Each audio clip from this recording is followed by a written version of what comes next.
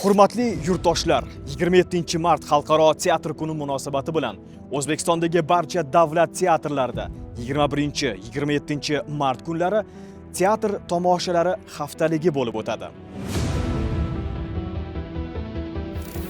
Mazkur haftalik teatr san'atining yuksak ahamiyatini keng jamoatchilikka yetkazish, yosh avlod qalbida san'atga muhabbat uyg'otish, shuningdek, aholining ma'naviy-ma'rifiy saviyasini yuksaltirish maqsadida tashkil etilmoqda.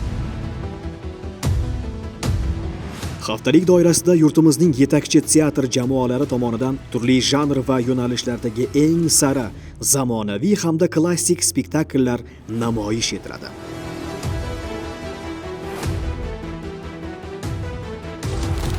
Haftalik doirasida siz O'zbekistondagi barcha davlat teatrlariga kelib, o'zingiz xohlagan va eng sara asarlarni tomosha qilish imkoniyatiga ega bo'lasiz. Mazkur haftalik madaniy hordiq chiqarish, ilhom olish va teatr san'atining sehrli olamiga sho'ng'ish uchun noyob imkoniyatdir. Teatr tomoshalari haftaligi doirasida namoyish etiladigan barcha spektakllarni tomosha qilish mutlaqo bepul. Faqatgina teatr kassalariga kelib, taklifnomalarni olishingiz kifoya.